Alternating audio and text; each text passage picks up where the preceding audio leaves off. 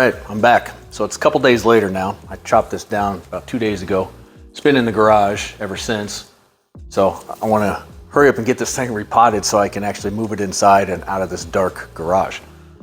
So after looking at it for a couple of days, there's two issues that I kind of want to address here.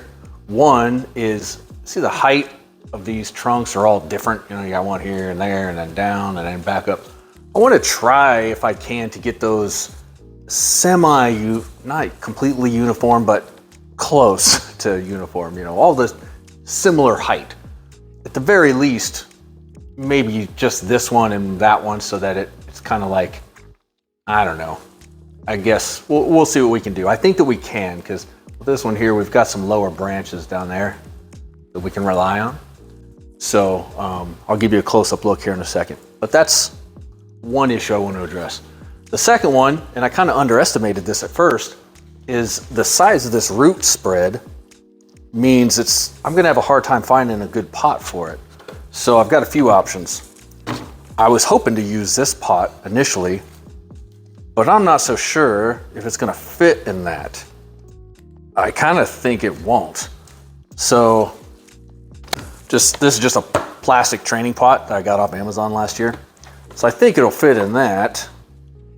I would like to put it into a better pot if I could. Let's see if I can turn this a little bit. But you gotta do what you gotta do. So I think that might be the way we have to go for now. And then worst case scenario, I've got this ugly thing that I don't want to have to use, but I know it'll fit if I have to make it fit somewhere. I don't want to put it back in that same giganto pot. It's just too big and bulky, and that's why it's out here in the garage. So if I had to guess, I'm guessing it's going to be this one, most likely. Something like that. Okay, so here's a little bit of a closer look. So I'm thinking of a couple things. This one, I'm thinking about losing this all together, because it's really just connected down at the base to this other large one here. Hopefully you can see that okay. So I might actually just lose this. I don't think it really adds much to it. In fact, I think it just takes away, because I'm thinking that the front will be somewhere right there. Something similar to it. Let me see if I can get you a better look. It is heavy. And also this guy here, this is the most out of place height of all of them, I think. They're all a little out of place, but this one the most. And we've got some branches down here, so I think we're gonna make a cut right there and get it out of the way. Now, let's get to digging and cutting. So as I start chipping away here and doing some little modifications to get it ready, a couple things I just want to point out. Number one is that it is a process. You take big leaps when you can, like I did when I chopped this thing way down. But you don't want to overdo it either. So just use some common sense and experience will show you. After you go too far on a couple and kill them, you start to get the hang of how far is too far. And I still get it wrong sometimes. Kill perfectly innocent trees by mistake. But the temptation is there on this one to start refining some of these roots. But I have really found, in my experience at least, that it is safer and more reliable to make the big cuts on the branches first and do the roots mildly, but don't take any drastic measures on the roots at first. Reason being, the roots are more sensitive than the branches, so it is more prone to reacting badly to something it doesn't like. And after you have a tree for a while, you kind of get to know it a little bit. You kind of get to know what it likes and doesn't like. As silly as that might sound, you get the hang of it because you see it get droopy if it's too cold, or it starts to really liven up when it's very sunny, whatever the case is on whatever kind of tree. But the point is, you get to know it a little bit better, and you kind of know when the timing is right. And it gives you more time to do research on the species. Ficus, for example, This is actually not the best time of year to be doing this stuff. It's maybe one of the worst times, really. So that's another reason why I don't want to go too crazy on roots. The best time on ficus is usually about the middle of summer, maybe even end of summer, like beginning of fall, right when it's at the height of its growing. This one was pretty healthy when I picked it up, and it's just so big I really don't have time to spare. So here's a look at some of the progress on the roots. Some of those potato roots were, I would say, doable or acceptable. There's a look at the soil too. The soil is kind of sandy and I don't want to say gritty, but kind of sandy. Not bad, just really, really heavy on the organics.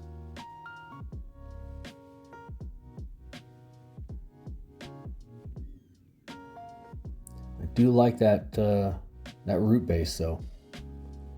I really wanted to emphasize some of the root spread, but as you'll see here in a minute, plans changed halfway through a little bit. The size of the pot was a bigger issue than I thought it was going to be. And I decided to also utilize some of those roots, even though a lot of them will not make the final cut in a couple years from now when I repot it. But I still liked them, even though they're potato roots. I still kind of like them. Some of them at least. Some will have to go. And we'll make those selections here in a minute. I've got my big tub of water right there. Give it a good dunk. I'll usually do something like this, dunk it up in there for a bit, then I'll just let it sit there while I get the pot ready.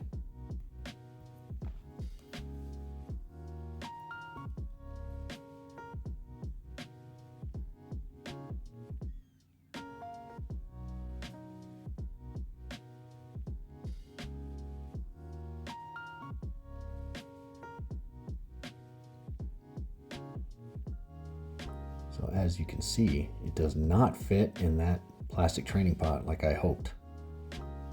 Not even close.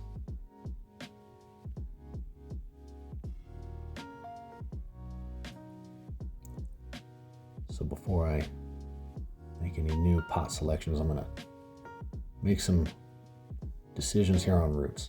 I want to keep it minimal, but you see like that one there, see how it curves drastically off to the right and the other one goes drastically off to the left? Those I'm going to address. I'm going to go at it kind of at an angle like that. Trick I've seen Nigel Saunders do a lot of times. Credit to him for this. But when you go at an angle like that, it just kind of makes it look a little more natural as it starts to heal, rather than a big ugly cut. I was a little surprised there weren't more roots. There's a lot of those big roots, but I kind of hoped and expected there would be a lot of little feeder roots. It wasn't a ton. Nor were the roots very deep in that pot.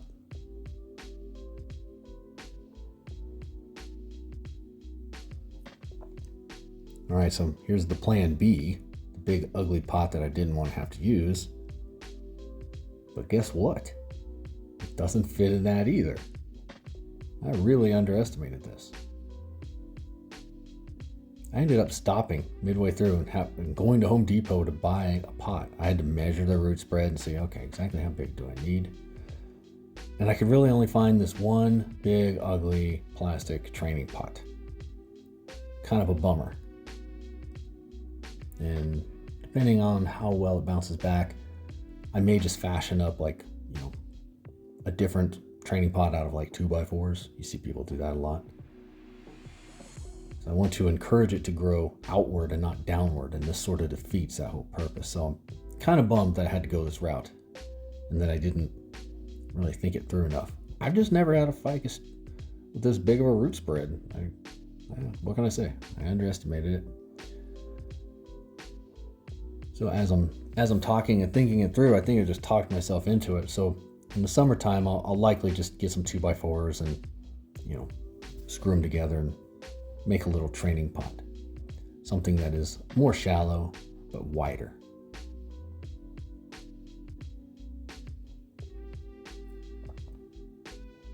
And I heck of a time just getting it to fit even in this. This was about 2 weeks ago, but if I remember right, I believe it was 16 inches across is what I measured.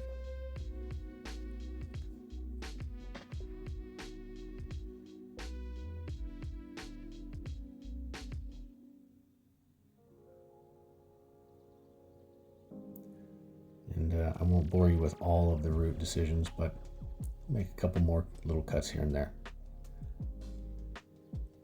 Look at all that space to fill with soil. It's a lot. And it's not going to be easy either, because it's like I don't know, a good analogy, it's almost like an underground forest in there. And you got to get all the soil and all the cracks and crevices and empty spots. So it's quite a process. I'll put it in super speed here so I don't bore you with poking at soil. But my approach with it was kind of like if you ever tried to eat a big hamburger. You don't eat through it, you eat around it. That's what I'm doing here. I'm just going around. And then once I got it as full as I think it can go, I just poke at it with a chopstick, fill in all the cracks and crevices. And then I give it a good watering. The watering I give it here helps clean off the dust and dirt from the trunks and root spread. I ended up taking it outside the next day. It was kind of a nice day, and I gave it a real good thorough soak.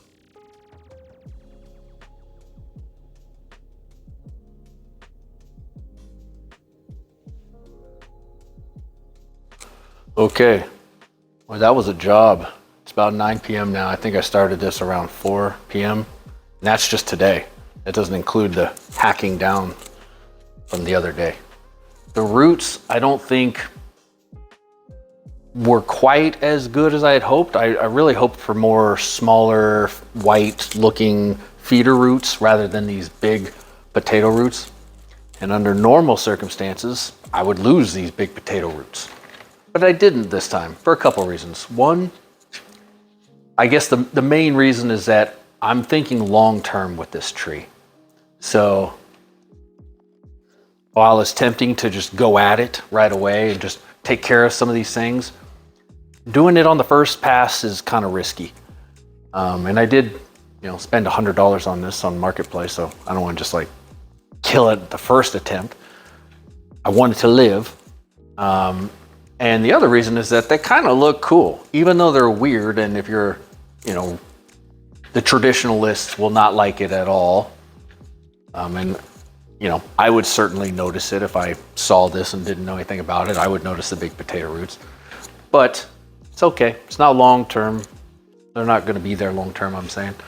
So, we'll keep roots like this that taper normally and eventually get rid of these big bulbous potato roots like this.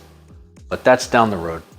First, I just want to let it recuperate, grow out again, turn into a little mini bush, not a 7-foot one, but smaller, more compact, dense. Okay.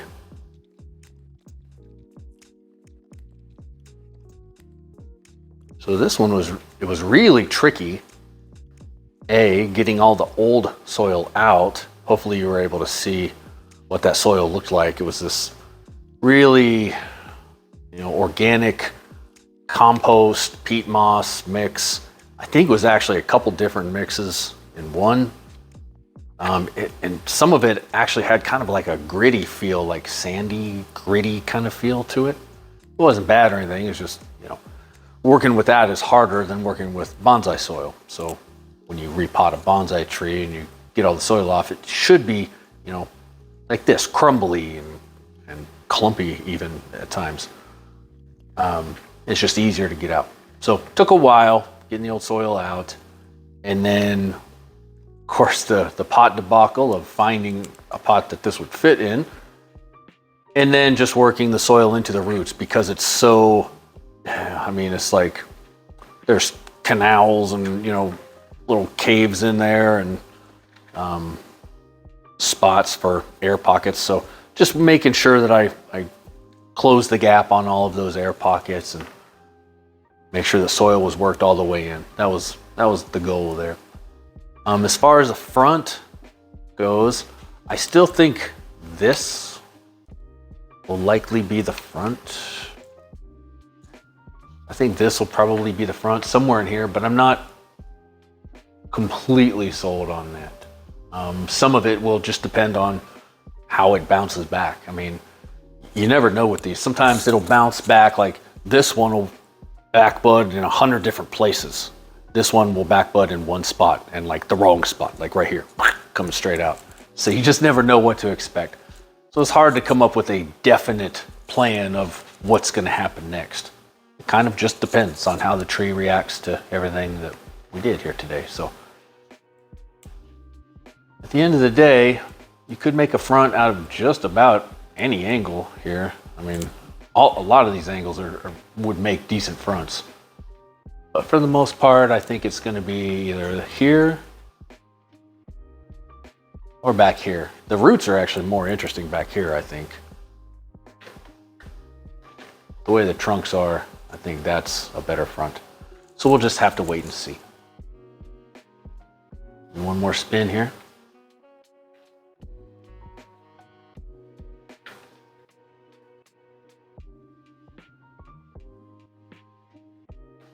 And last but not least, I will say that I will likely use my clear plastic bag trick to help this recover.